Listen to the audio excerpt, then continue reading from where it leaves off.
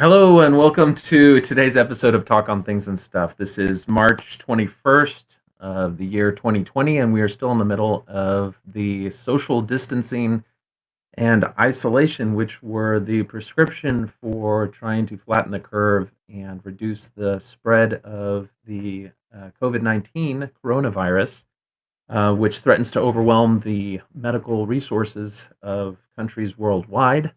I'm based out of Texas, and we have the same concerns that the rest of the nation does currently. You can see I'm not in the usual studio setup because I had to have some of my family members come back to the household so that we could all kind of bunker down together, and that required the sacrifice of my studio room. So, in the meantime, we didn't get a chance to do the weekly wrap up. Usually we'll do a coffee talk on Friday morning, but that was not made possible this week. And so I wanted to have a chance to really just kind of have an open mic session where people can call in. I'll go ahead and put the banner up for that. If you'd like to join the conversation, the phone number is 210-422-2222. Tell us what's going on in your neck of the woods, experiences that you've had dealing with local church leadership, or just kind of how you're processing what's going on in the world in light of a lot of the messages that you may be getting from family members who are believing and looking at the events of the world right now through the lens of the apocalyptic vision that is inherent to the notion of the latter days.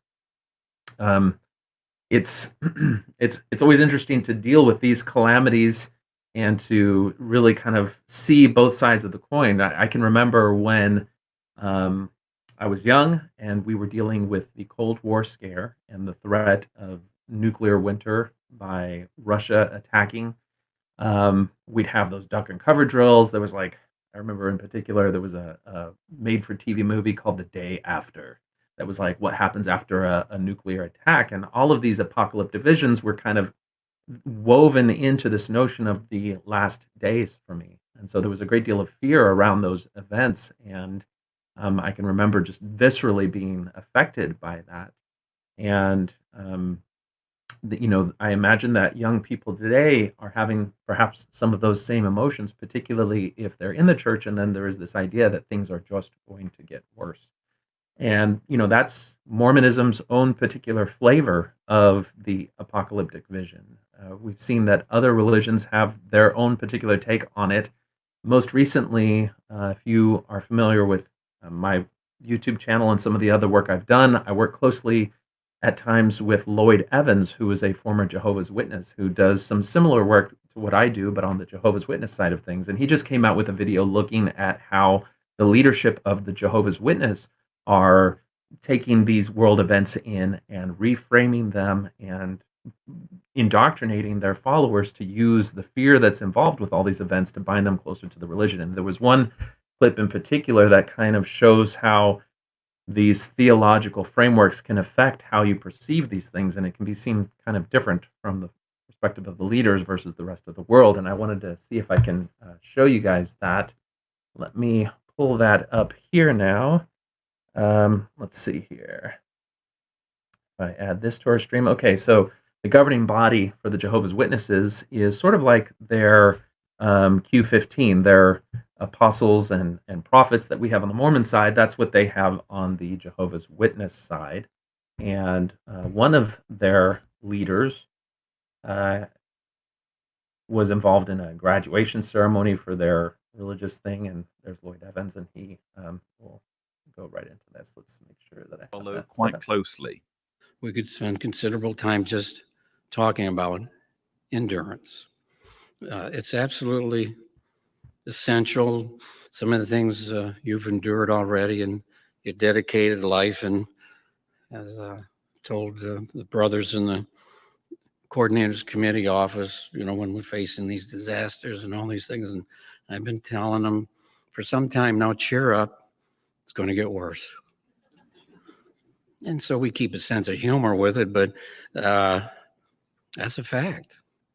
What we're experiencing right now in this global pandemic, I was telling the branch class yesterday, it doesn't bother me. We've been waiting for this. We knew things like this were going to happen. Christ Jesus has prepared us. Where's the shock? Now you got to think, and Jehovah directs us with how to deal with these things, but we endure. And that's why Jesus, you remember this in Matthew 24, and then we'll come back here. Matthew chapter 24. And we've been so well equipped. It's all here so we can be a success. Verse 13, Matthew 24. But the one who has endured to the end, not who showed some endurance. No. The one who has endured to the end will be saved. So that's what we beg Jehovah, help us. It's part of the blueprint. We're going to endure to the end. Now, arguably, Okay, so we can see a little bit of the Jehovah's Witness flavor of reframing world events to support their particular theological perspective on things. You know, you'll recognize that statement, enduring to the end, and just as it means in Mormonism that you will follow God's commandments, stay on the covenant path, make sure that you're doing everything that the brethren say is necessary in order for you to receive salvation. In the Jehovah's Witness framework, it has the same connotation. When they say endure to the end, you know, he made the point of saying not just endure a little bit, but endure to the end. That means that in the midst of any trials, in the midst of whatever world events are going on, that you're staying true to Jehovah, you're following the recommendations of their leaders, and you're continuing to subscribe to their particular frame of belief. It's interesting. He talks about speaking to the people in their coordinating bodies, basically talking to their mid-level management in the religion. And in Mormonism, it might be talking to the 70s or the state presidents. And he mentions telling them, you know, what's the big deal? We knew this was going to come. This is a fulfillment of all of the prophecies about the end times, and it's only going to get worse. And we know, but we're fine because we are the chosen people. We're the people who God has said he is going to preserve. And you can see how that can have a powerful effect on the minds of people. You know, the scriptures that they are able to cite refer to terrible and calamitous things happening in the end times. And so they can look at those scriptures and say, aha, you know, prophecy is being fulfilled. This is what is happening. These are the days that we're living in. And it seems to bind them to that particular frame of belief. But this is very similar to in Mormonism, where people will look at similar revelations and say, aha, this is, you know, what we have to deal with. And, you know, the prophets have prophesied it. We have prophets today. You have to follow them just as you ever did. So that's just how they do it. Okay, it looks like we've got our first call. Let me see if I can bring it up. Hopefully I can get there in time. Hello, you are on Talk on Things and Stuff. Give me just a second to share the appropriate tab. And it looks like it hung up. So if you're there, you can call back again. I was not set up quite yet. I should have been.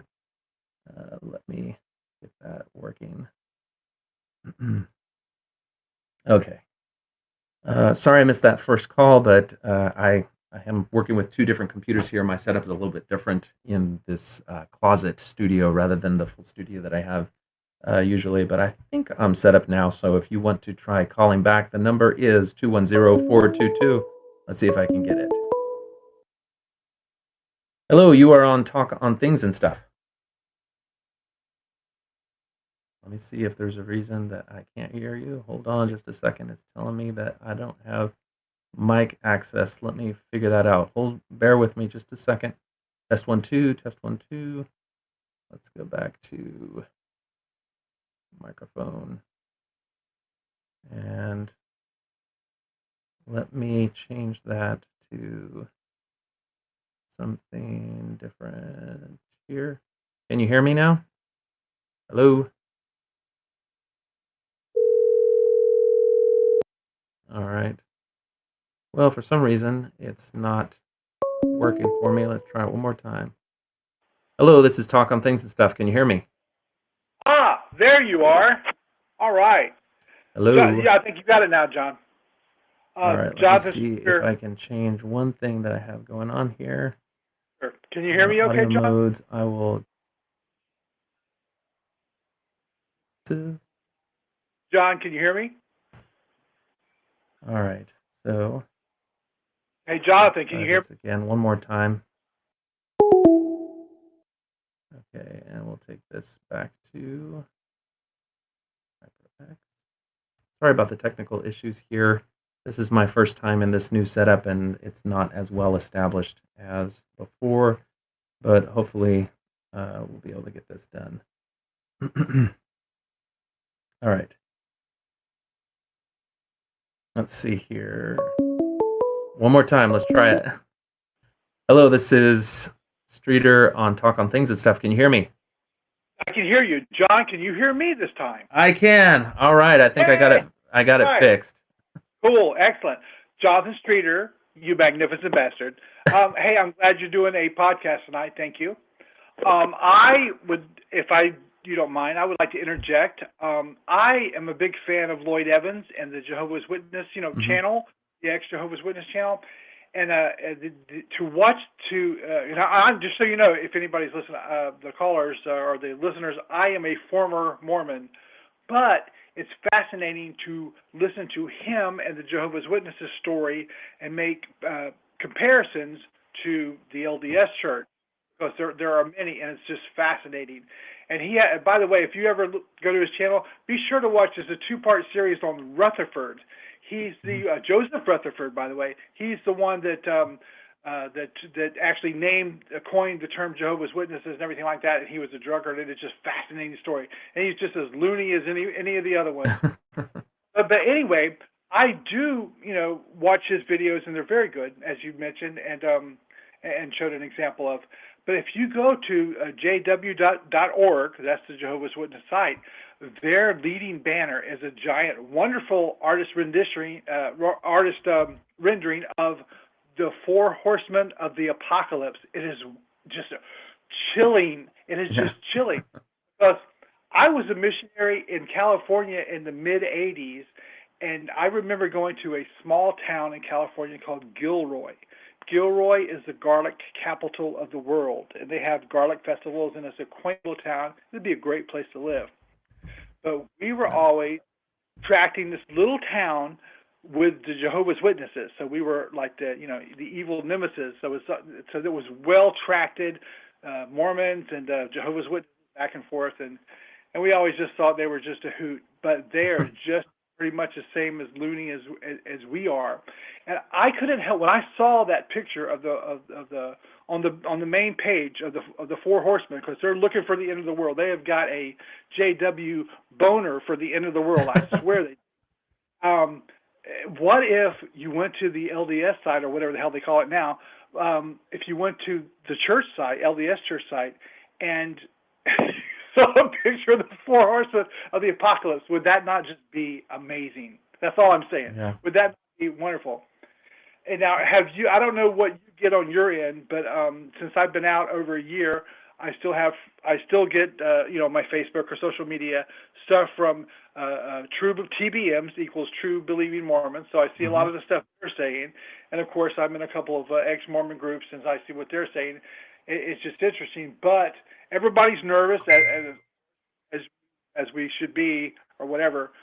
But to see what people I personally know and love are saying is just staggering to me. They have so much faith and hope vested in what, quote, our leaders, the church leaders, end quote, say, and they're going to such risk and efforts to bring the sacrament to the home and to do this and to do that. It's like, no, just stay home. You can live without the sacrament.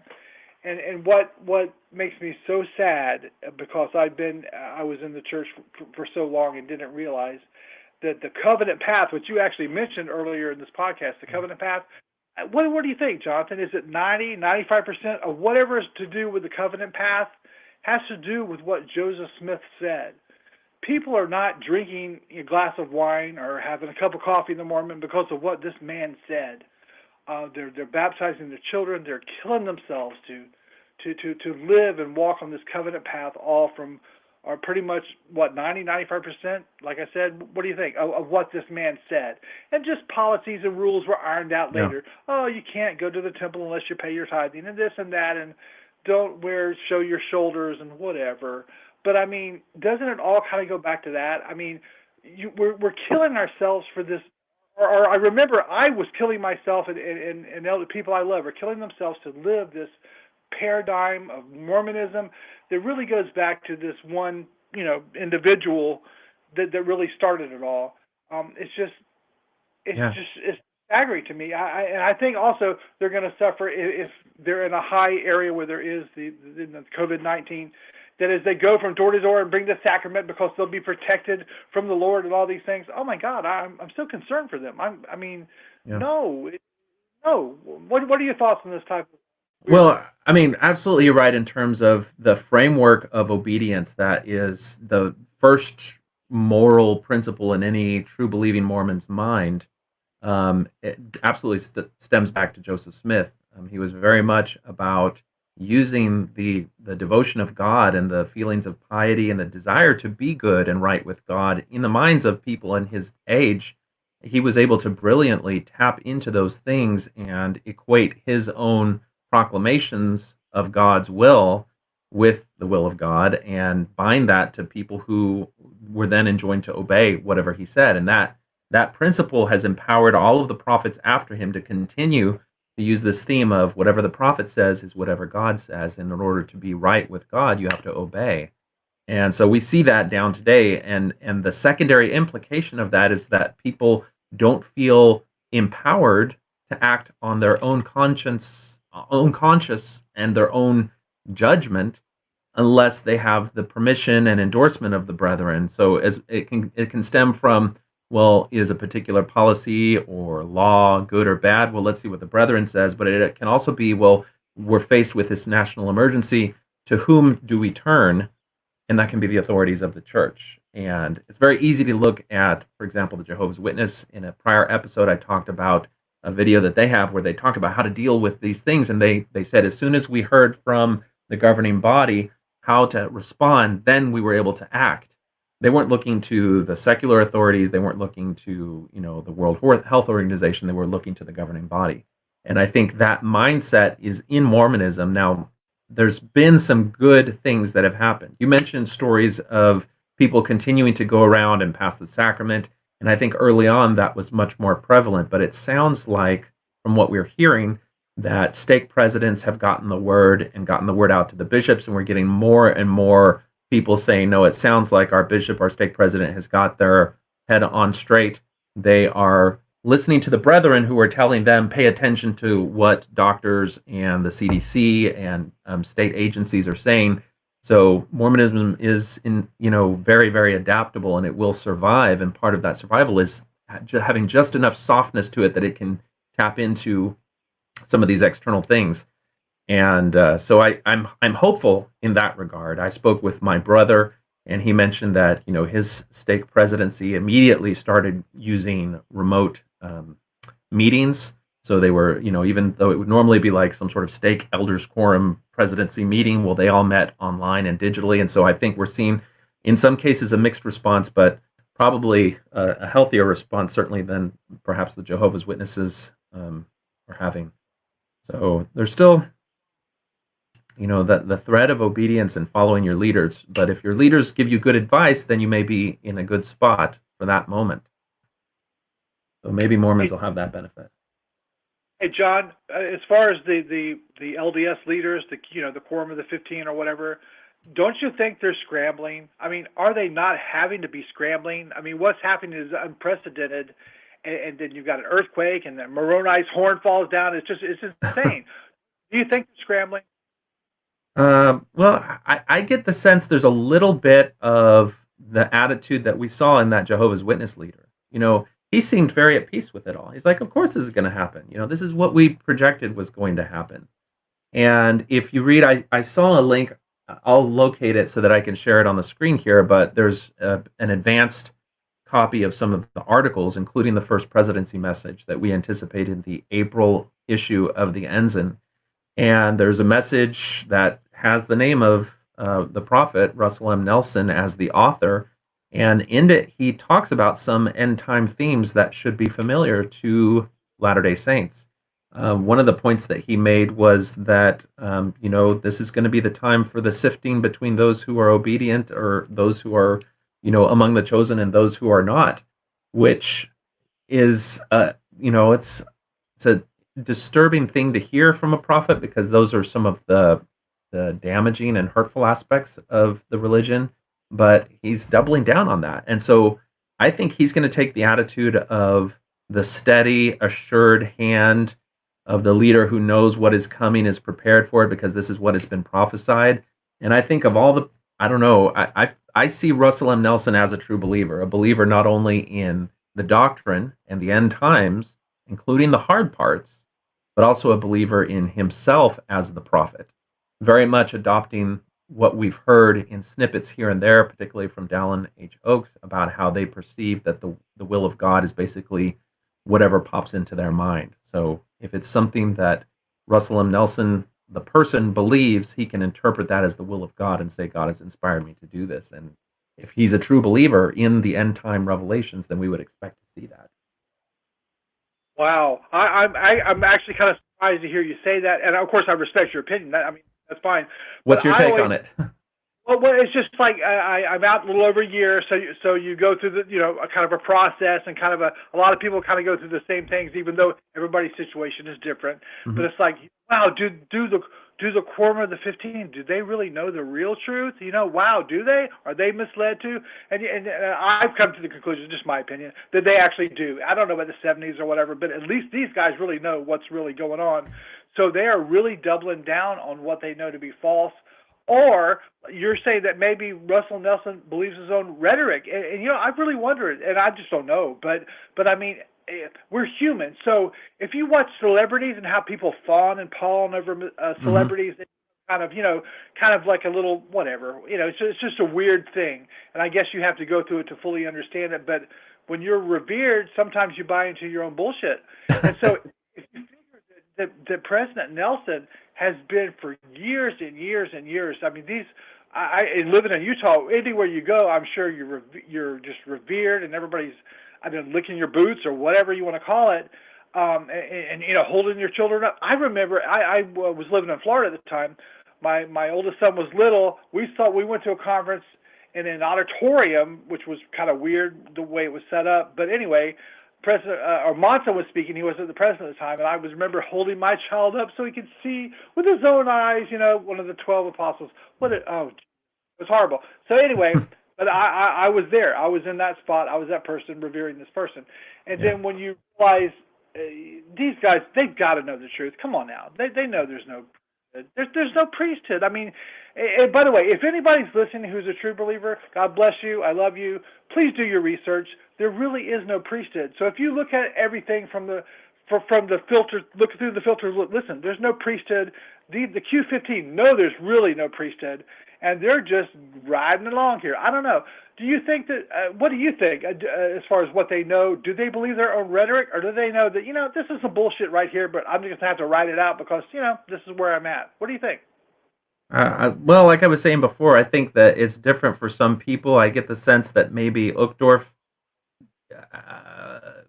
in his most public speeches, kind of plays the middle way a little bit. I have had some recordings sent to me of him talking at local stake presidencies where he's much more in line with what we expect from people like Bednar and other people, where he's very much, strive towards perfection. You can achieve perfection, and that's a damaging doctrinal concept that seems to be prevalent in Mormonism, which speaks more to him believing it rather than the very soft ecumenical approach that he seems to take in some of his general conference talks.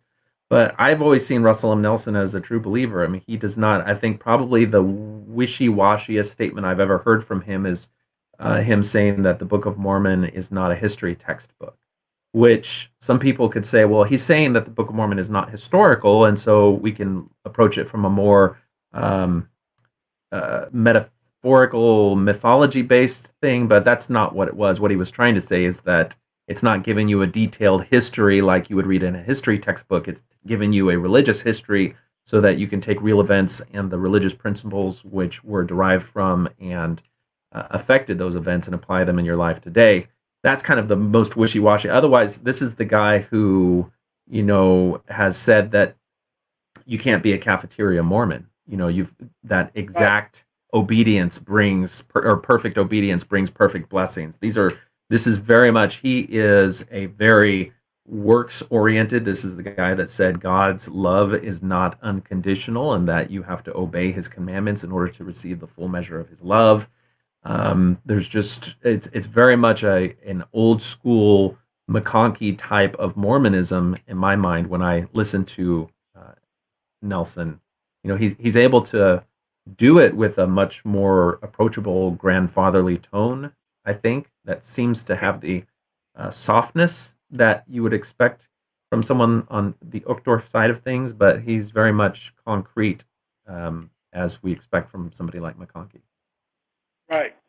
And we've talked before, John, and I am older, and I do come from the McConkie era, and I'm trying to step up my McConkie game. But if anybody listening has not watched the McConkie Caravan Moves On video, oh my God, yeah, the caravan moves on. Who cares? A couple podcasters nipping their heels, whatever, Yeah.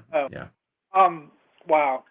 I by the way, you do such a good job in pointing out these things that I think would be overlooked. For instance, I used to like Bednar, but when I saw you posted a video about how Bednar sets up his, I think it was a big state conference or a big meeting, whatever. He's setting the. Oh my God! To ask this man a question. Oh yeah, the one where he's talking about what kind of questions can be allowed. Yes, and that was a very good and very revealing video, and I watched it actually a couple of times, and I thought about it, and then Grant Palmer, Grant L. Palmer, whatever his name, wonderful man. There's several videos on YouTube about him, but there's one, and the audio quality is not very good. He's being interviewed, and somebody in the audience gets upset because he's talking with like a Mormon apologist who's just totally full of shit. It's like, I've never heard that citation. What's the citation? It's like, Grant Palmer's written several books. He's dotted his I's, he's crossed his T's. The footnotes are here. Look up the damn citation and shut up. Anyway, so the people in the audience were getting upset, but then there was a question and answer period at the end, and somebody, I don't know, some apologist or something, asked Grant Palmer some stupid question. And you know what he did? He Grant Palmer does not play around. He's just a straight shooter. I love that man, right?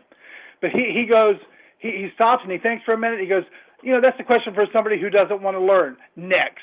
And that's how a man answers a question. That is how a man answers a question. And the fact that Bednar can't get up there and just take whatever, he's smart enough to field anything or whatever, or shut somebody down or whatever. But you don't get up there for 10 minutes. Your video is so revealing, and I hope you continue to do those kind of things, because it shows some of the cracks in your armor and some of the rhetoric that's going on. That's why the more I kind of see, the more I realize that the brethren, they are really doing a shuck and jive show here, or at least some of them, I think. That's just my opinion. I don't know.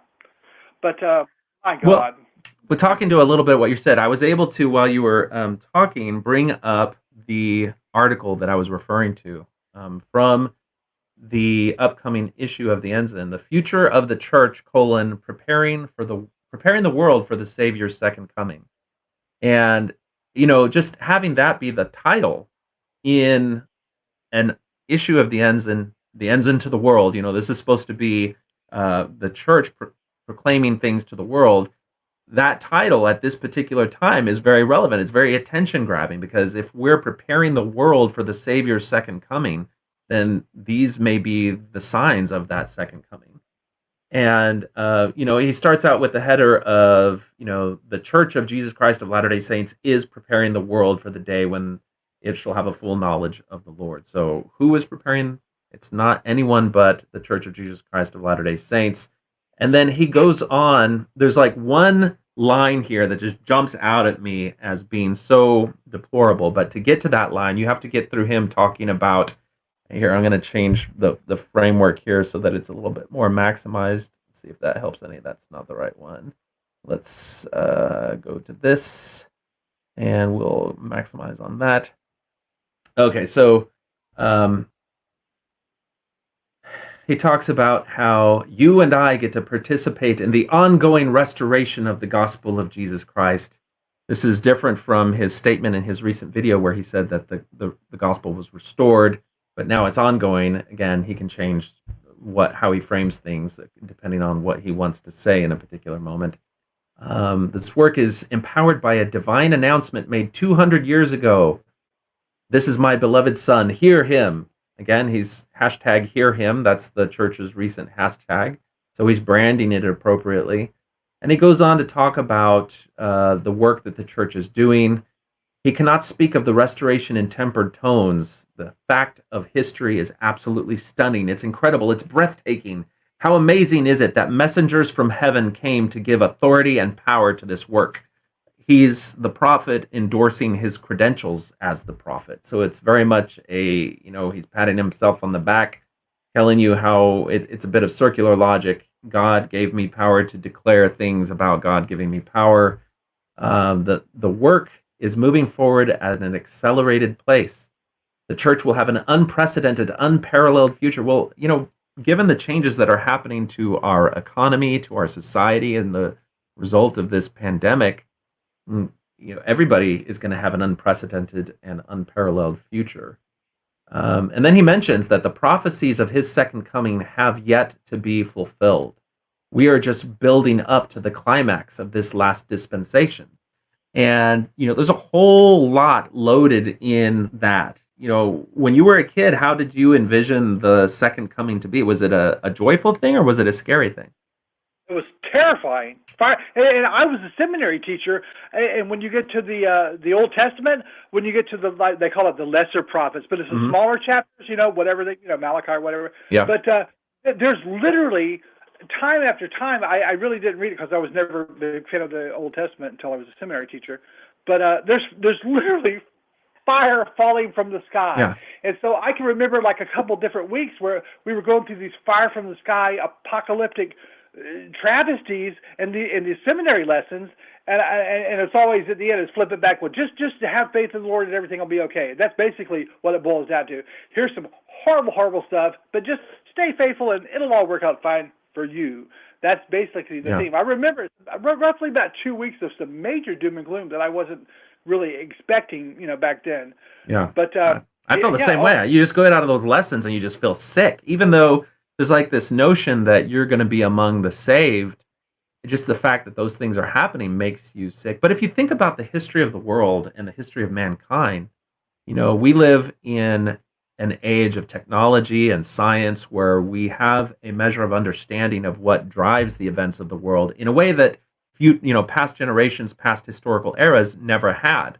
So when they had things like diseases that totally wiped out huge segments of the population, when they had earthquakes, when they had tsunamis, when they had all of those things, they didn't have a way to see it as a natural event that had very explainable, very rational causes. All they could see it as was acts of God, or in the cases of disease, perhaps the influence of angels or demons, or things that are part of that filling in the gaps of mythology and God that we see in past eras, that now in the modern enlightened era, we use the tools of science and reason to be able to understand.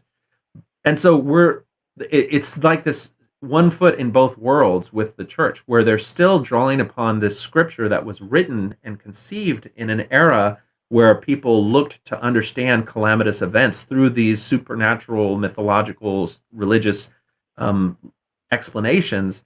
But at the same time, we're living in a modern era where we can turn to scientists, we can turn to doctors, we can turn to people who can say, okay, this is the reason that this virus is so easy to be spread, because it has the ability to live on surfaces, it can be communicated through droplets. It, through genetic mutation, has the ability to allow its carriers to be asymptomatic for a wide enough period of time that they can spread it to other people. And those things all combined cause it to spread rapidly. You could go back and analyze any pandemic that has existed in the history of mankind, and you could find similar explanations that they didn't have access to then. They didn't realize that the plague was spread through fleas that were carried by rats, and so they didn't understand that the proper way to respond to that, the bubonic plague would have been to target its vector and minimize that, and so it spread through and killed a whole bunch of people. But if we have the tools of today back then, perhaps could have been mitigated. It's the clash between two different worldviews that we're seeing, and Mormons are empowered or enjoined to accept both. So not only do they have the understanding and the experience of living in the pandemic today, understanding that it's a virus and everything, but also this mythology feeding their fears about it being a sign of the end times. And the question is, what further actions does that then produce? And Right. I don't know. Yeah. And hey, I'd like to interject here. I'm from Florida. A proud person from the South, y'all. I say Foghorn Leghorn. I'm from the South, and I'm proud. But I do know. I've always been interested in history and everything. But in the early Florida history, when malaria came through and was really making a mark, what they did, one of the things they did to combat it, as silly as it seems, is they fired cannons. They fired cannons, thinking somehow that the blast would, repel whatever was happening. They had no idea. Like you just said a minute ago, from mosquitoes or whatever. They didn't know. That was that primitive, and it wasn't that long ago necessarily. And so the Jehovah's Witnesses are taking up. Well, we told you so. Like Tony Morse is the card. That guy. Oh God. People revere him just like LDS revere some of the apostles or whatever. But but they fired cannons, and I think that everybody, and I'm sure that it's just maybe not on our radar, but there are other churches and everything that are prospering or are really eating on this, going, we told you the second coming was coming. Yeah. Again, being from the South, I've been to some Baptist meetings. Those guys are out of their mind. It's insane. I really like the music though, but other than that, these guys are nuts. But I'm sure they're taking it upon themselves.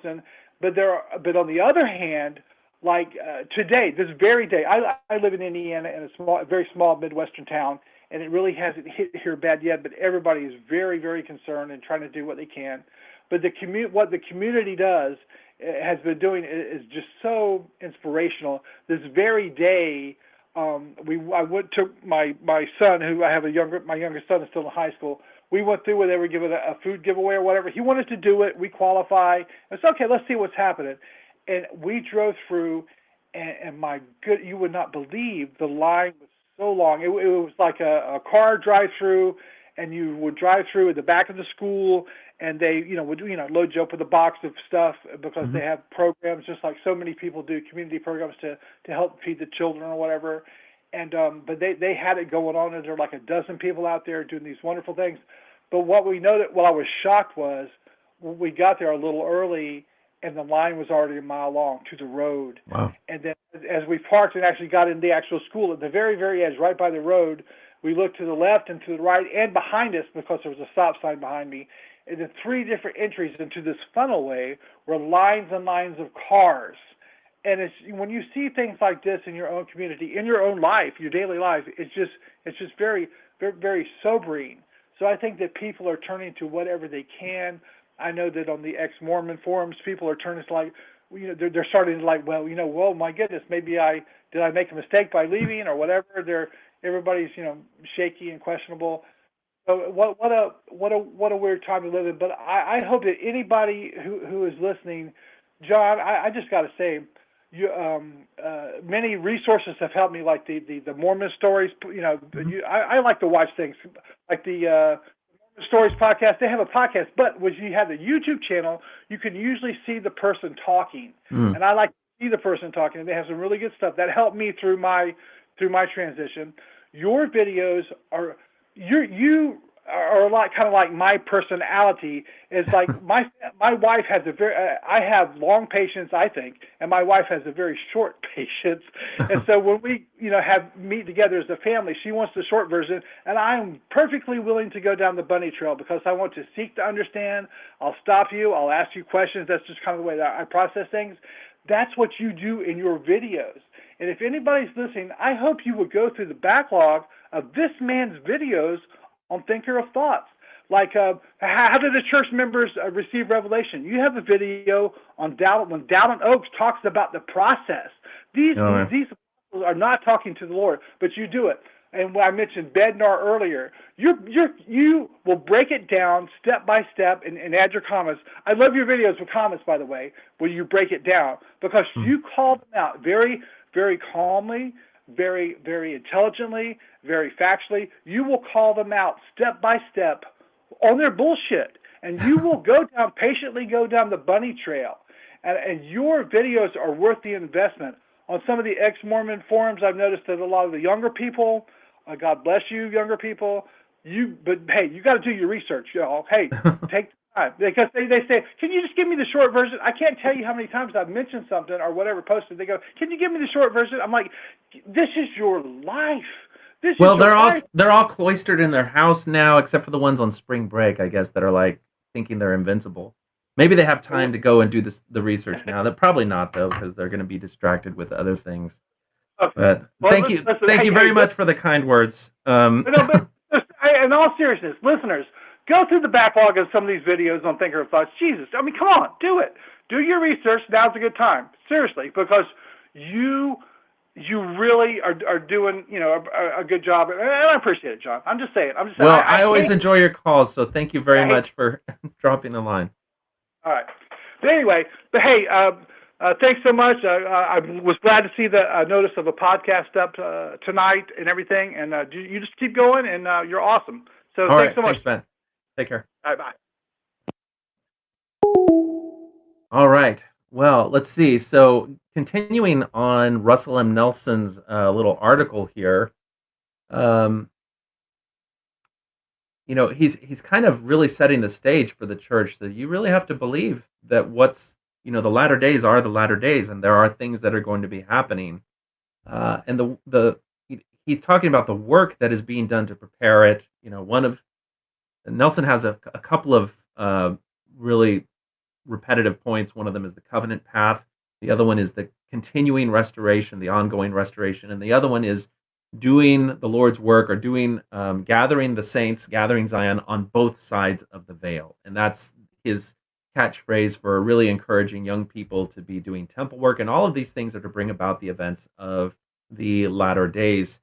And this is the line that really, really caught me. So after he's talking about all of this stuff, all this work that has to be done to prepare the earth for the second coming, he says, the time is coming when those who do not obey the Lord will be separated from those who do. And that is just, to me, that's a really disturbing thing to see at this particular time, because we're all dealing with the uncertainty and the fear that goes along with a pandemic, regardless of what religion you are. Everybody's concerned that people can get seriously sick. The hospitals can be overrun. And so you may yourself or a loved one be in need of medical care and not be able to receive it. We all have those visceral fears that are in the back of our minds. But on top of that, now he's injecting this idea that if we don't obey the Lord, if we don't stay true to the church, if we don't obey him, that we can be separated from those who do. So if you have a loved one, a son or a daughter who has stepped away from the church, this has got to be a real fear for you.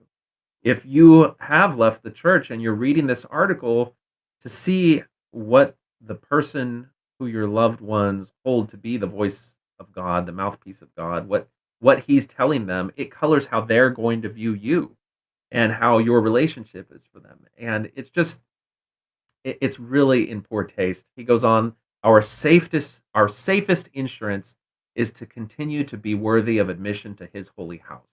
So you have to be able to pass a temple recommend interview, which includes making declarative statements that you respect and revere Joseph Smith as the prophet of the last dispensation, and you respect all the prophets and the restored gospel, and you are up to date on your tithing. All these other things are just kind of, it's loaded into all of these things. And so I imagine that Nelson wrote this article as a way to provide a framework for believing members so that they can see these events as being part of God's plan. And as long as they are keeping in track with God's plan by doing what God says, then they should feel a measure of safety. Um, Hopefully, he's accompanying that with the message that you still have to pay attention to doctors and the CDC and different institutions that are trying to keep people safe. And hopefully, that doesn't cause people to let down their guard and feel like they don't have to take the steps towards safety that are being recommended by secular authorities.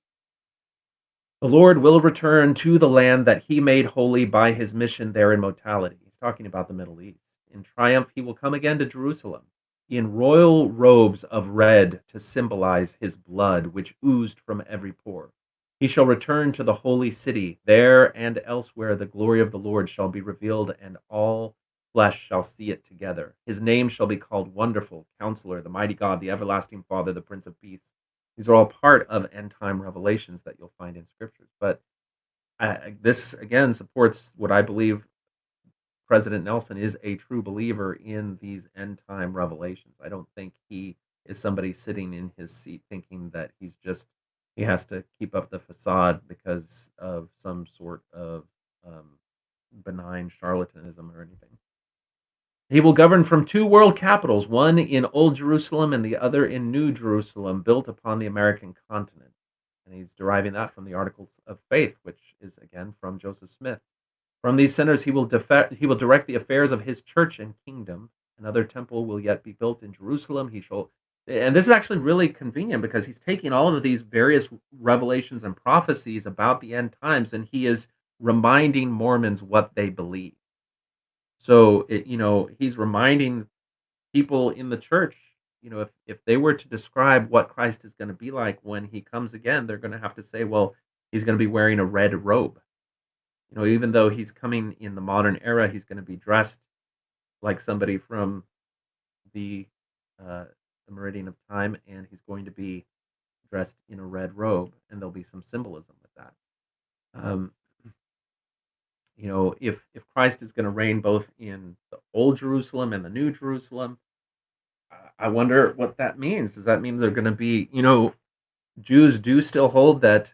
I mean, the church still holds that the Jewish people have some special place as God's chosen people, and that's reflected in the fact that when you get your patriarchal blessing as a Mormon, you get placed into one of the houses, Ephraim, Manasseh, or otherwise, to be partakers of the Abrahamic covenant that goes along with the promises that were given to the Jewish people. And so that is, again, we are reminded by the president that all of these end time revelations are true, all of it. And then he finally gives his readers the idea that they can face the future with faith. Difficult days are ahead, and rarely in the future will it be easy or popular to be a faithful Latter-day Saint. That's a message that can be a self-fulfilling prophecy. If you are a faithful Latter-day Saint and that requires you to have a negative outlook on people who want to live their life a certain way, well, then that will make you unpopular. Does that then mean that it's fulfilled? Well, there was a time where if you were Mormon and you were following the prophets, then you had to be in favor of segregation and against integration, and that began to be an unpopular position. The fact that it was unpopular was that statement that the brethren were wrong to endorse you viewing the world that way, or is a statement that you're receiving persecution that you should receive or expect to receive by nature of this type of revelation? It's just interesting when you step out of these frameworks. We can look at the Jehovah's Witnesses and we can see the leaders. Yeah, they're just, they're taking advantage of these world events, and they're just using it to try to get people to believe more, to bind themselves closer to the religion, to only feel safety if they are obeying and if they are among the chosen as defined by those leaders. And we see the same sort of mechanisms in play here. So if you have any comments, if you want to share some of your experience from the events of the world, feel free to call 210-422-2222. I think I have this set up so we can get that. Let's see what comments we have over here.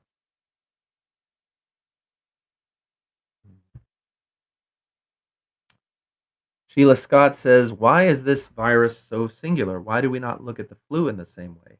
Is the is the flu caused by everyday germs, but this new virus I had God sent to show them the last as a sign of the last days?" Well, I think that every virus has a particular profile that is characterized by how contagious it is, how it is spread. Is it spread through an animal as a vector? Is it spread through aerosolized particles? Is it spread through aerated particles that can remain in the air for extended periods of time? Is it spread by a droplet resting on a surface? They call that a fomite. And how long can it stay and be transferred while it's on that surface? Every particular virus has a particular profile in terms of its transmissibility that takes all of these factors into play. And so a virus that has a high level of transmissibility can be spread. Now, on top of that, you have to then look at what is the prodrome phase of the virus. How long after you take the virus into your system, how long is it from that point till you start to experience symptoms where you are aware that you are sick? And in that time frame, when is your body producing more virions, more particles that can then transmit to other people? So if there is a very short window where you're transmittable, but you're not symptomatic, then generally it won't spread as much, because as soon as somebody starts to experience symptoms, they'll tend to self-isolate because they feel sick, and it won't spread as rapidly. So the other dimension of characterizing these viruses is, once you do get sick, how sick will you get? Will you require hospital support, respiratory support? Does it affect your lungs? Does it affect your bowel? And how severe does it affect it? And so every virus has kind of a signature of all of these different factors. And some are going to be more transmittable than others. Some are going to be more deadly than others. If you have a virus that is very rapidly deadly, then it may not spread as much, because everybody that could be a potential spreader of the disease gets very, very sick and dies before they have a chance to spread it to 25 other people. And so even though a disease may be really, really deadly, it may not necessarily spread as much. When we look at the type of viruses which tend to be pandemics, they're going to be viruses that have a high degree of contagion, that tend to have a really long period where you may have the virus and your body may be shedding virus particles, but you're not yet feeling symptoms, so that you're able to travel and spread to a bunch of other people. And then the illness itself may start out minor, and you may have a period of time where you don't think that it's that serious, and you're still contacting other people. And in the case of COVID-19, the experience that we're seeing in other countries is that the virus itself, um, does affect people seriously in a high enough percentage that, when combined with its very high rate of transmissibility, has the potential and the very real reality of overwhelming medical systems. If 100,000 to a million people get the disease, and 1 to 2% of them require respiratory support in order to survive the disease, then just by numbers, you're going to overwhelm any medical system. And so that is the sort of scenario that we are dealing with here. It's not that the disease itself is going to, like in other diseases like Ebola or something like that, make you bleed from your eyes and your body disintegrate on the inside, or some, all of these hyperbole that you hear about some of those diseases. It's not so much that, it's that our society can have its medical system overwhelmed just by the nature of the most severe cases of disease, even though most of the people will not have that severe disease. So in order to try to mitigate that, we're seeing the strategies that are being put out now. Now, I've talked before in a lot of my other videos how each of these things that we've talked about in terms of describing a virus can also be applied to different ideologies. Richard Dawkins famously coined the term meme, and you can apply a lot of these ideas of a lot of these concepts of how ideas spread and how they can affect individuals that take them into their mind. And you can even look at religion and compare these sort of things. If you have a religion that is really, really damaging, then it may affect the few people that get it, but it's not really going to spread that far because it's harder to get those ideas into other people's head. And then you may have things like Heaven's Gate, where the ideas are so toxic themselves that they end in something like a mass suicide. But if you have a religion that is mostly soft, it allows people a measure of autonomy, it allows people to go about their lives and is not as affected as much, and has some soft sides and then relatively minor hard sides, then it's going to spread a lot further. And if you combine that with a high adaptability, for example, if at one point they thought that the plural marriage was necessary, and then when it became politically not a good idea, then they adapted, and God was able to give a new revelation that changed things. If you have something that is adaptable, then it's going to survive longer, and you're going to see it around a lot more. And I think that when I look at the various high demand religions that are out there, including the work that I've done with some former Scientologists and former Jehovah's Witnesses, I see the Mormon Church as being much more adaptable in terms of how its viral characteristics would be. Um, and on top of that, it empowers its members to continue to pursue professional vocations that leave them very financially sound. Even with extracting tithing, it still empowers members enough so that they can be professional businessmen and very successful and inherit the positions of leadership in the church. And it is eminently adaptable. We saw it with polygamy, we saw it with their prior stance on racism, and we're seeing that adaptability manifest in how it's dealing with the LGBT issues. I say that it's adaptable, but that's relative to other more rigid, high demand religious frameworks. It's not really, I mean, if you compare it to society at large, that doesn't have to overcome this religious precedent in terms of things that they've taught before, then it's not that adaptable. It's always lagging behind the wider society on these social issues, but that's just how it goes. So that's a long answer to the question of why is this virus so particular in the way that it behaves.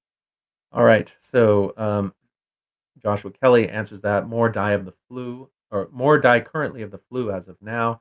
And again, anytime I've seen a number of memes circulating about, look at the past flu or the swine flu or something, and you only see these many deaths and these many involved. Well, usually when you're looking at those data, you're looking after the fact, the whole disease has made its way through everything, and you have some numbers. Well, we're in the middle of all this. We don't know how big it's going to get. We don't know what the total number infected. We don't know what the total deaths are going to be. And so you really can't be making those types of comparisons with any degree of confidence. Church members are slapping themselves on the back because there's a doctor at the head of the church, and he's allowing the craziness to write his narrative. Where is the seership?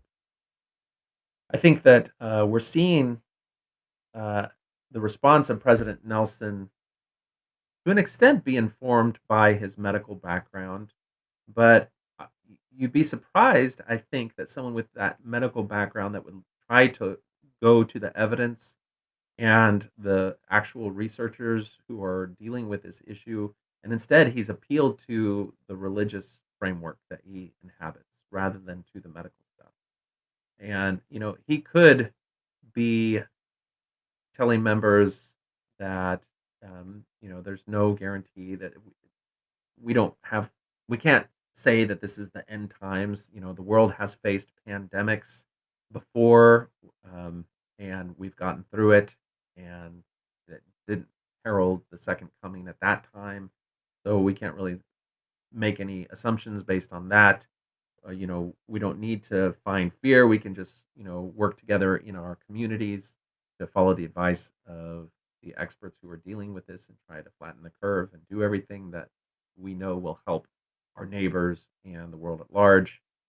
But instead, he's tapping into those religious levers that he can pull to make sure that when people get through this, they're going to become more dependent on the church itself. In terms of where's the seership, that's back in Joseph Smith's day. He was not afraid to make definitive statements. He would quote God in the first person as though it was God talking. He would say, I just, was speaking with God. God just told me in an audible voice that I heard.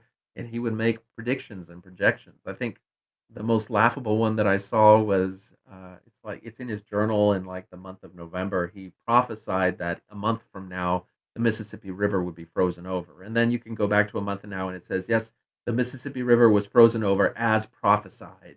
It's like, ha, okay, so he prophesied that the river would freeze in the middle of the winter, and that's a prophecy. That's a very safe prophecy. But seers are supposed to be able to see things which are unseen, to see the future, and the prophet should be expected to do that according to how that title is touted. But Mormons never really expect that to happen because we're all human, and he can make mistakes. But I don't know, that biblical and scriptural notion of a seer is a pleasant fiction, but it has no place in the real world in Mormons' minds. All right, so let's see. Um, Norman says Mormons have spread the coronavirus intentionally in many countries. The tracking data at the NSA and Unit 8200 will show patterns of spread of this virus, a naturally occurring event made worse. I think that we're probably going to see, when this is all said and done, that a number of organizations and individuals who went against recommendations resulted in unnecessary spread of this disease. And we've already seen how there's a story about what the events in South Korea, how there was a certain level of containment, and one or two actors broke their protocol for their containment, and that resulted in a whole other branch of people getting infected that significantly affected their overall morbidity and mortality. And we've seen video and images of teenagers and college students on spring break, kind of inhabiting the freedom that young people may have to feel like they are not at risk for this disease, because it tends, we understand at this point that it tends to infect young people with less severity than others. But this is a very short-sighted way of viewing things, because that does not mean that they could not get the infection themselves and spread it to other people and increase the overall morbidity and mortality. Um, that's just part of what's going on.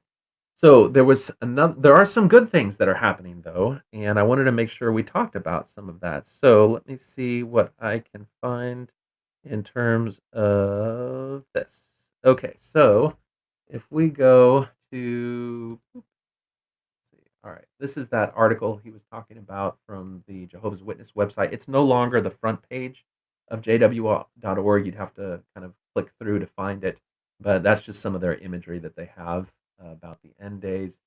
There is a news article that was posted on the Spanish um, website. Let me see if there's an English version of it.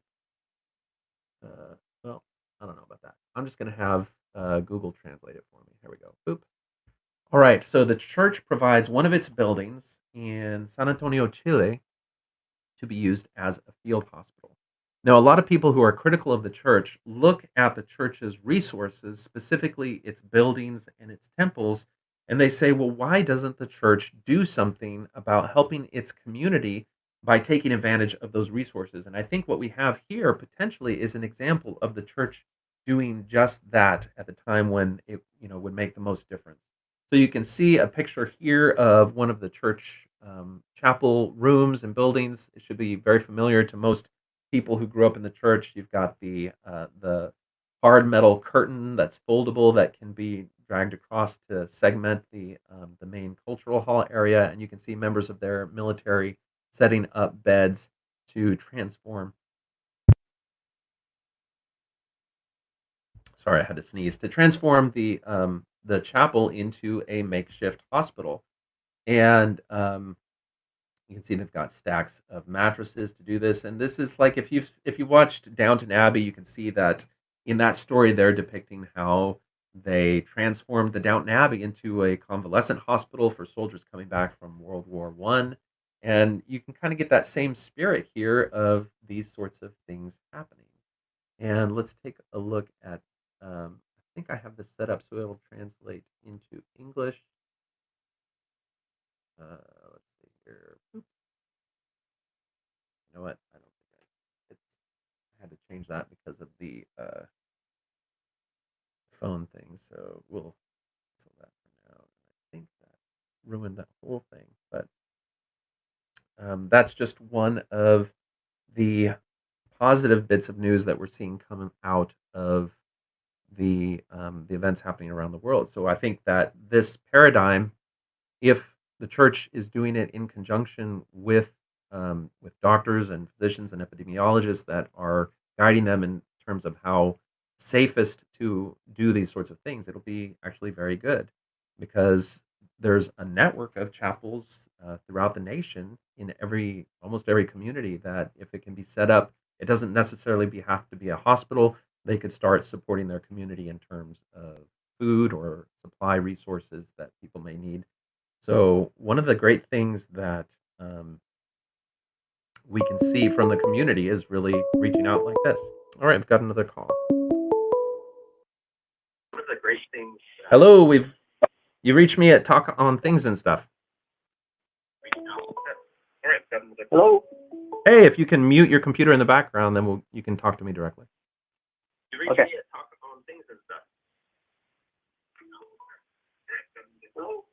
Hey, if you can mute your computer in the background, then talk to me directly. Okay. Are you there? Oh, I guess they hung up. All right. Let me see here. What other thing I can set up? YouTube. All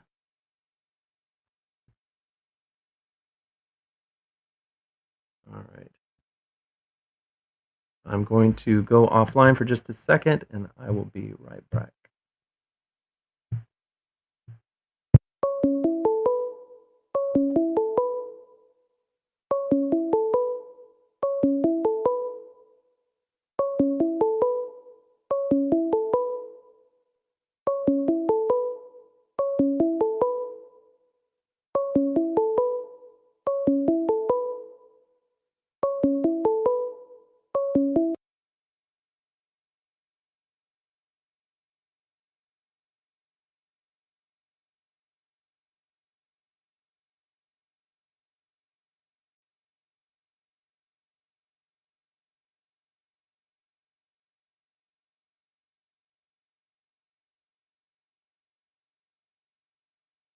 Okay, I think they tried to call back, but we missed them.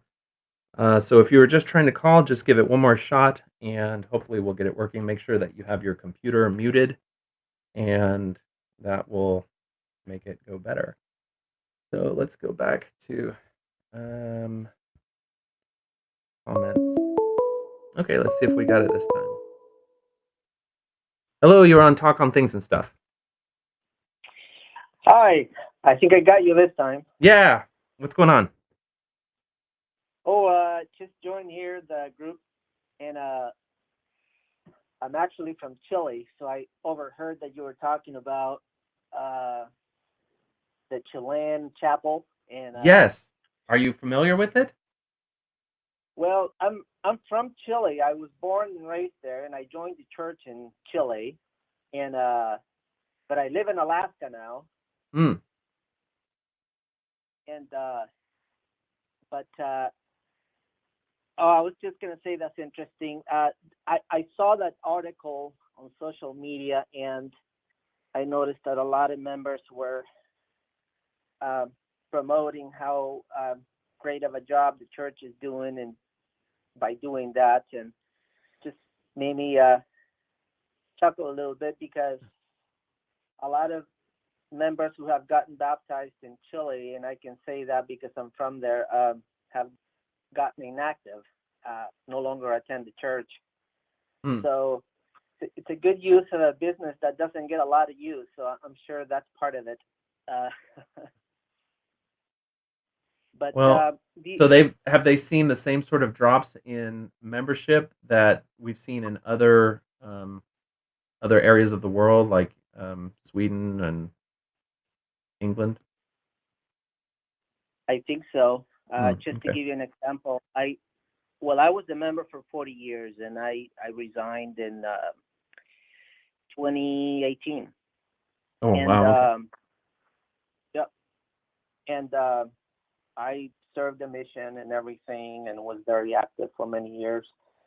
But in what I can tell you is that in Chile, a lot of those members who were baptized in the 80s and early 90s or throughout the 90s are no longer attending. I would say that in my hometown, those chapels are not really full to capacity. I think attendance must be 40, 50% at the best, but those buildings are not full, and a lot of inactivity. What do you think is So behind what drives the people leaving activity in the church in Chile? what I think is happening is that a lot of the people were rushed into baptism, Okay. and they were just it was about numbers. It was about getting people in, and the other thing was too that a big tool that was used when we joined was the Book of Mormon, making that connection between Lamanites and the Chilean people. So a lot of people kind of went with that narrative and just got baptized by Mm-hmm. emotional connection more than anything, more than scripture study or Yeah. research. But Yeah. the other thing I was gonna actually ask, and I find it very interesting. I think you were talking the other day about this is my first time joining this chat session, so Oh, okay. Catching it live, you mean? yeah. Mm-hmm. But I believe you were talking about in one of your videos about the restoration becoming an ongoing theme now. Mm-hmm. It seems like it was, an event that took place, and a lot of visions and a lot of things happened in a very quick time. And then it seems like that same language is being used today as an ongoing restoration that will keep going, and who knows when it's going to stop.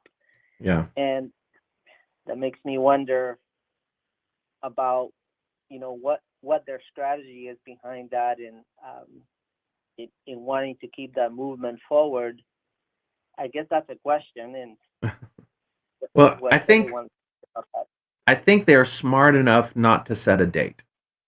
In the dispensationalist vision of Mormonism, this is the last dispensation, so they don't have to account for any other phase. And we know that the end of this dispensation is going to come with the return of Christ and the onset of the millennium. And so there is a defined event that's going to happen at the end. But unlike some other churches, the prophets are never going to say, okay, it's going to come on October 15th of the year 1914 or whatever. And if you look at Jehovah's Witnesses, at one point in the past, their leaders gave a date. And so when that date came and passed, then they had to create some sort of mushy redefinition of what went into that date. And they set another date. And then when that date passed, then they had to come up with another explanation. Oh, Christ returned invisibly, and he bestowed the leaders with his endorsement to manage his church. And so that then governed them for after that. And so they're all already in the time frame after Christ returned. Well, the Mormon church is a little more elegant than that because that's kind of sloppy. That's how sloppy religions do it. So I don't think they're ever going to set a date. They're just going to continue to look to the future. So they very easily, if you put the same leaders back in 1918, looking at world events, looking at plagues and everything, they could very easily make these same statements about these are the final days, these are the signs of Christ's return. We can expect these sorts of events to happen, but then just keep looking to the future. And they'll just continue to keep looking to the future. And prophets will die, new prophets and apostles will be called, new challenges will be faced, political, biological, world events, and the church will continue to live on because it now has the fiscal wherewithal to weather pretty much any challenge that would ever happen that you can solve with money. Right. Okay. Well, yeah, that's kind of what I was thinking too. So it's good to hear somebody else with that. And I had another question. Maybe you can give me some information if you have it, but this is more historical. So when I have studied and read about the Mountain Meadows massacre and some of the early histories of the Mormon pioneers with the Native Americans in the state of Utah, Hmm. like including like to be more specific, the Black Hawk Wars that happened in the state of Utah with Chief Black Hawk, and I'm not sure if a lot of people are familiar with that, but there were wars between the pioneers and the Native Americans, and um, along the Wasatch Front and all the way down to southern Utah. And I was wondering, do you know, or does anyone know, if the church ever apologized to the Native Americans for a lot of the injustices and killings that took place back then? Yeah, to my knowledge, the church has not apologized. Um, Viewers of the channel may know that the church and an apology are very dear to my heart on any issue. But part of one of the things that I did in preparation for my own work on the subject of apology was, let me go back and find if I can find anywhere the church has actually apologized for anything.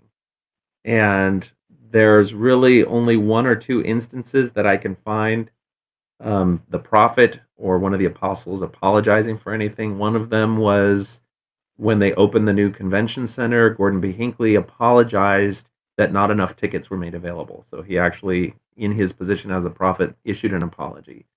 The other instance I can find where the church apologized was some Mormon missionaries desecrated a Catholic church and um, burial ground. And when photographs of that surfaced on the internet, a big scandal ensued. The Catholic community, as a community locally, forgave the church themselves, but the church did issue an apology for the actions of those missionaries. But beyond that, I can't find any issue of an apology. You know, even when you go on YouTube right now, there's a video of the last kind of dedicatory event related to the Mountain Meadows massacre. And you can see President Eyring standing up and issuing a statement as the highest representative of the church on this subject. And he issues an expression of regret. He does not issue an apology. He does not issue any degree of accountability for something as egregious as the Mountain Meadows massacre. We see no apology for the church's complicity in the Native American Indian placement program, the abuses that happened as a result of its lack of oversight and accountability. Um, we're not going to see apologies from the church until people like Dallin H. Oaks and Russell M. Nelson are no longer holding the reins of the church, and probably a few others like Bednar. Maybe we'll never see an apology. Maybe they'll just hope that all those are flecks of history in the past, as Gordon B. Hinckley put it in his 60 Minutes interview, and that the church will just point to the good works that they're doing now. And if anyone tries to bring up those old issues in the past, they'll just turn the blame on them. Why are you focusing on things that you perceive to be bad? Why not focus on all of the good? And that's the response that you can probably get from family members that you try to bring these points up to now anyway. Oh, okay. Yeah. That's very interesting because, as a matter of fact, my work for the last 15 years, I've worked for Native American tribes in Alaska, and so I'm very familiar with the relationships between the federal government and the Native tribes. And what's unique about Utah is that after the wars ended, there between the pioneers and the Native Americans, and what Chief Black Hawk was doing was that after he was done, he felt so bad about the raiding that he actually went back on horseback and apologized to all of the pioneers who lived in the villages that he attacked. That is interesting. Eventually, he ended up dying, and he was buried in Payson, Utah. And last week, I was there in Payson my daughter goes to school there, so I went to see her, and I actually drove to Payson, and there's a historical marker there in Spring Lake, Utah, that honors Chief Blackhawk, but it's like really difficult to find. It's not anywhere where you can see it, you know. But what I find interesting is that he realized that he had done something, he had killed people, but he did take the time to apologize back to the villages that he attacked. But I was wondering if the church ever did the same thing back. Yeah, no, that's a very fascinating bit of history, and I'm gonna see if I can find some more details on it because that is relevant to some of the work that I've done on apology. I guess there was one other statement of apology that you'll frequently hear people suggest, and that is there's a documentary that BYU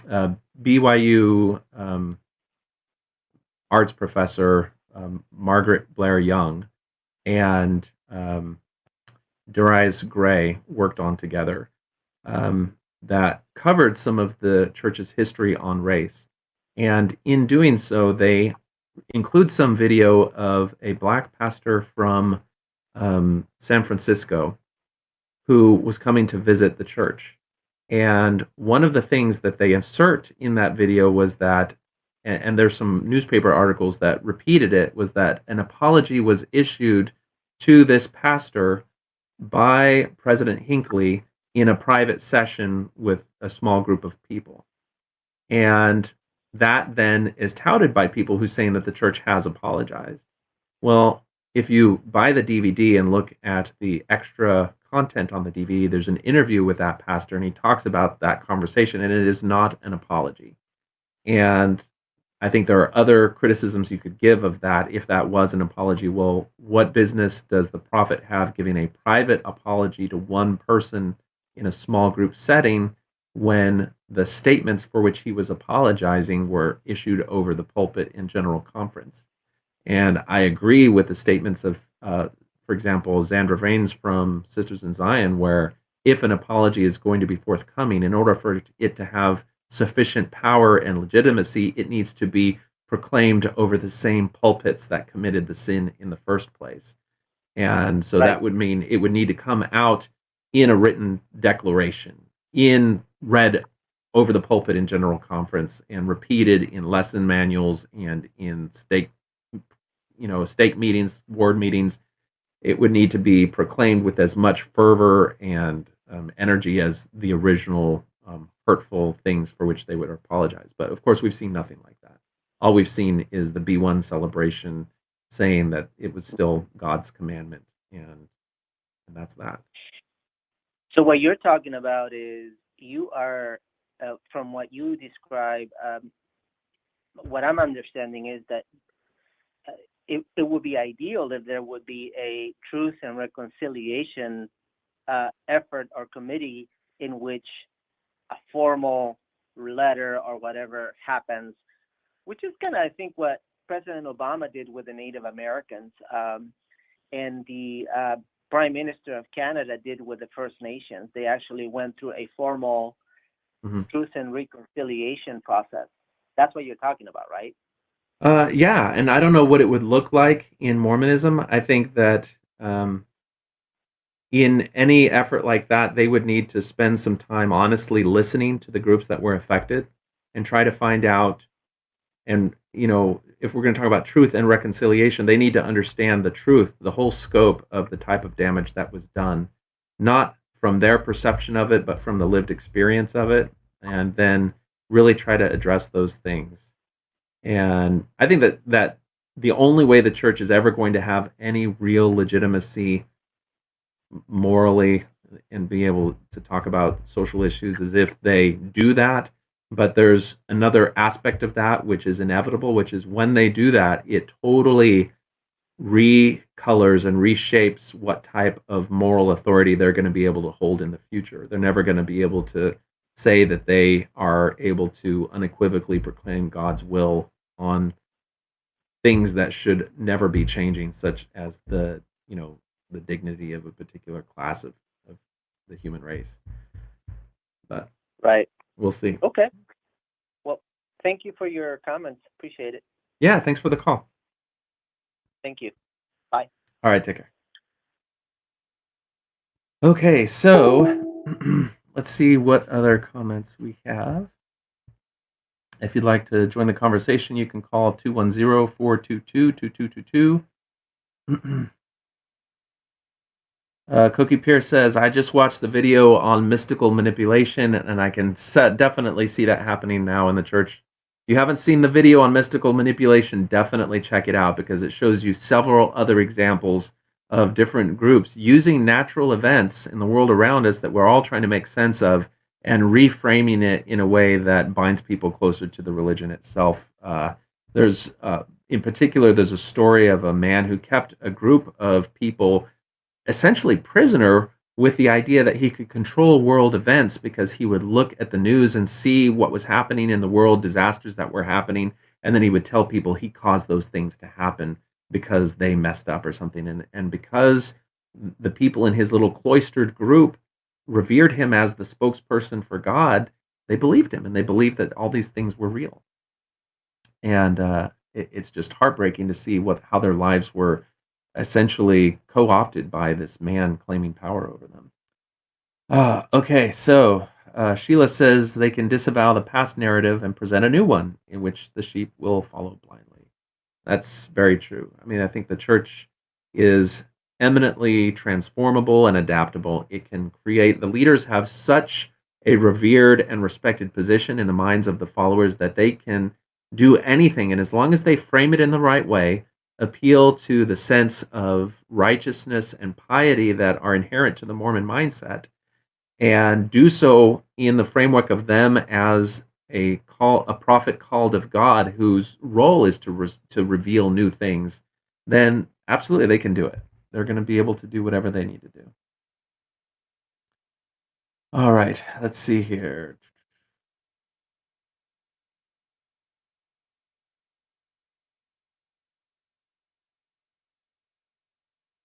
Praise Some Lizard says, I'm not going to lie, my Mormon friends have been telling me that the rapture and end times are coming from the higher ups in the church, and I'm low-key getting sort of scared. Corona, what's next?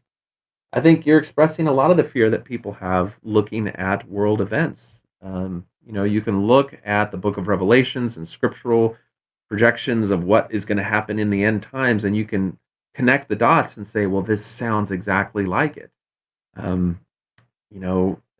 I remember, I don't know, very early on in my medical education, there was one night where the moon was red.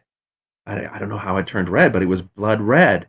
And I went outside, and you have this fear. Wait a second, in the book of Revelations, it says that the moon is going to be as blood, and it just seems to connect the dots. Well, you go back and you read on it, and there are explanations for the way that the atmosphere and dust in the atmosphere refracts light, and there's scientific explanations for the moon turning red, and it's not something that only happens now. It's something that has happened since the Earth had an atmosphere and a moon. And so for that to be found in Scripture back in a day when they didn't know how to explain those things and could be used as some sort of sign is not really surprising. In terms of trying to understand and reframe the events of the day, just go back to 9/11. Go back to the feelings of fear that were around the Cuban Missile Crisis. Go back to the Cold War. Go back to World War II, to World War I, to any of the major calamitous events that humankind has experienced in its history, and then just put yourself in the mindset of somebody who is at the center of the worst part of those events, and ask yourself, wouldn't you also feel that sort of existential fear? And if your entire spiritual worldview is defined by stories of the last days, then surely you would see those things as evidence of the fulfillment of those prophecies, because they are just completely world-changing events. But that doesn't necessarily mean that those are the events that are predicting that particular outcome, because the world went on. The desire to understand the world around us, the desire to try to fit the events of scriptural predictions into what we see of the world has just been going on and on and on again. We have a Mormon perspective on it because those are the people who have made declarations about how things are going to be, but you could talk to anyone who's in any of these millennial religions and find each of them have a different take on it. And they're looking and seeing the same data and reframing it in a different way. The Jehovah's Witnesses believe that we're all toast because we don't subscribe to and obey their leaders. Then God is going to see us destroyed while they are saved in these end times, which they're using the same data points to inform their particular perspective.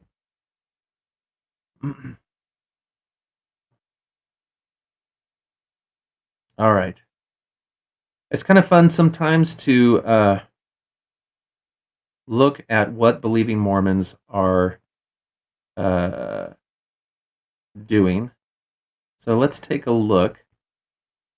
This is the Mormon Reddit, and we are sorting. Now when I say Mormon, this is the Latter-day Saint Reddit. This is the one where you can't, like my website, my YouTube channel is absolutely forbidden from this one. You can't really post anything that causes any degree of doubt, but they do have somewhat of a sense of humor. You can go to the website, sort by top, and sort by this week. So we can see these are the top things that are shared in a very, very faithful sub, just to get a sense. It's kind of like your finger on the pulse of what believing Mormons are interested in, at least those that go to Reddit.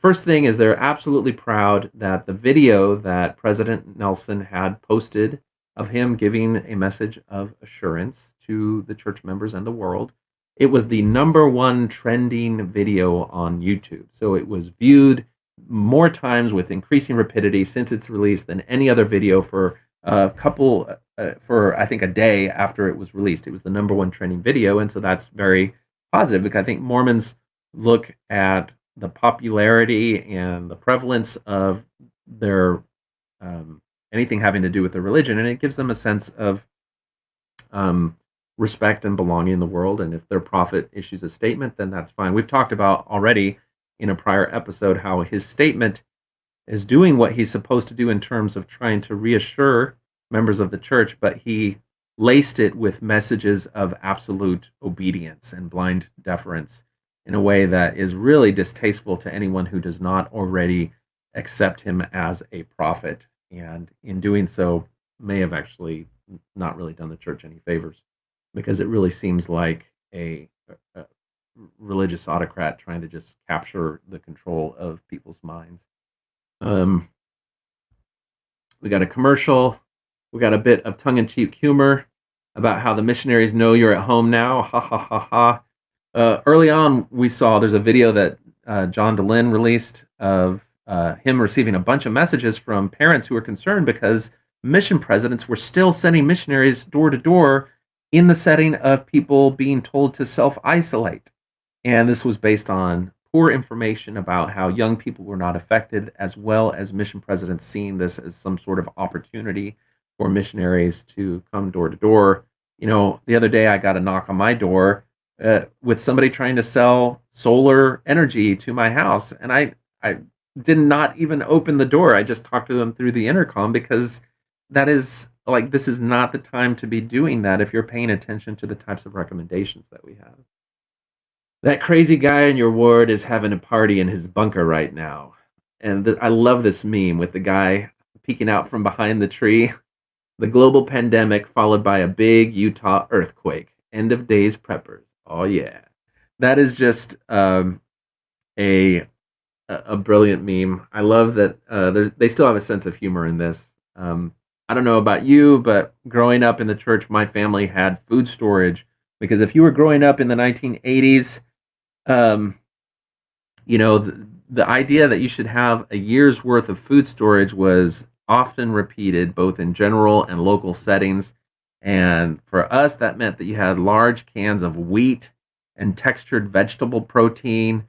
And the few times that we had to eat it, it tasted terrible. I saw another meme that was like, the reason that Utah is so high in panic buying and hoarding food from the grocery stores is they know that if they don't do that, then they're going to have to rely on their terrible tasting food storage. And I can believe it. All right, so what do we got here? Let's see here. Somebody talking about how the crowd was sparse at their daughter's baptism, but it was still a great day and we all felt the spirit. It's nice that people still feel like sharing those stories. Be sure to update your Gospel Library app. This is another meme just making reference to the fact that Moroni lost his horn in the earthquake that hit last a few days ago. It was a 5.7 earthquake that hit the Utah area.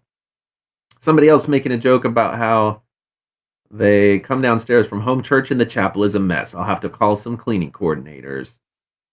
Fun bit of information. The last calling that I held in the church was a cleaning coordinator. It was my least favorite calling of all, but it was the one I was supposed to have because when the bishop extended it to me with all seriousness in his face, he looked at me and said, "John, I want you to know that God has called you to this, and this is where he wants you to be." And so I was the guy who got to remind people to come and clean the toilets. Anyway, so you get a sense of the type of messages that the Mormons are interested in. A little bit of humor, a little bit of faith-promoting stuff. It's all in good fun. I love this one. It's probably not happening right now unless waking up to an earthquake this morning, like, that's another one for Apocalypse. Bingo. Squickety squick. I love that. And this is just that mindset where are you happy that all of these terrible things are happening because then Christ is coming? It's one of those weird things where, like, you can't admit that you're afraid because then that would mean that you've done bad things in your life that you're afraid of getting accountable to. But at the same time, do you want to? It's a weird mixture of fear and you're supposed to be elated, but you're not. I don't know. But in the meantime, let's take a look at the Ex-Mormon Reddit. Let's sort by top this week. So you get a different flavor here. Top item, 4,000 views, or 4,000 upvotes. Friendly reminder, tomorrow you won't go to church. You'll sleep in, you'll have a big breakfast with the family, maybe go for a walk or play games. The kids will be happy and you'll think, why don't we do this every Sunday? That's Satan. Oh, let's see. Promoted commercial. Friendly reminder, earthquake in California, God punishing the gays. Earthquake in Utah, God testing the righteous. That's a brilliant bit of reframing that it's just pointing out there that the church is able to reframe any world events in a way that supports its perspective, and I like it. All right, this needs to be known. Dear straight single Mormon people who hate coming home alone every night to nobody and not seeing people or going on dates because of social isolation. Enjoy your small peek into the world of how you expect gay people to live. That's a cutting meme that is very pertinent for a lot of people. Oh, this was, I saw this bit of art and I'm not surprised that it got a great deal of views. He's an individual creating a piece of art depicting me leaving the church, becoming a drug addict, a suicide attempt, living in a homeless shelter for 9 months, and triumph over it all. Almost halfway there. Stay tuned. Now, when you zoom into this, the detail that you see in this artwork is amazing. There's all of these different things that seem to have significance for this artist. There's a little chameleon in the corner with mushrooms around, and then there's some sort of clock that's winding, and then somebody grieving with 3 daggers in his back. There's just so much detail in this work. You've got somebody on a skeleton on its knees praying, and then bits of a skeleton that seem to be at different phases walking up a stairway into the heart of somebody wearing a bow tie.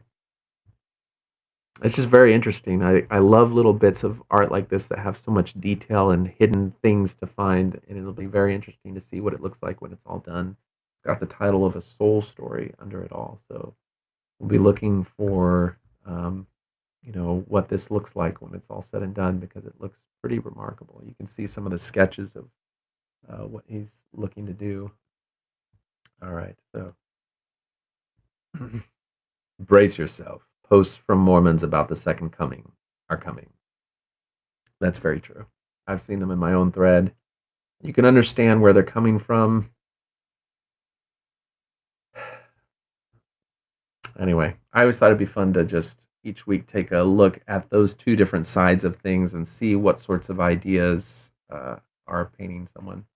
I love this meme. This is a visual depiction of the Sharpshooter fallacy. And when you're talking about end times and prophecy, this is very relevant because what you've got here is somebody who's taking bullet holes that have hit planks of wood and drawing targets around them. So it seems when you look at it like they hit it right in the bullseye.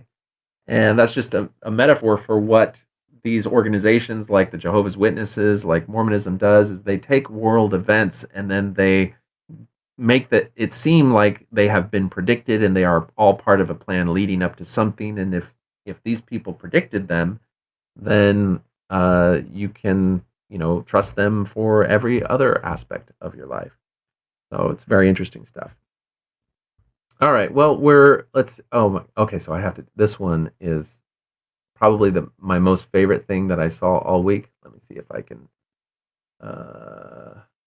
make it any bigger. Okay, so first of all, just look at the doggo the first time you see this, because the doggo is brilliant. Let me see if I can zoom this up anymore, because I love it. Okay, we got it. So look at the doggo without seeing the words. He comes in and he just looks so happy, and then he's like, what's going on?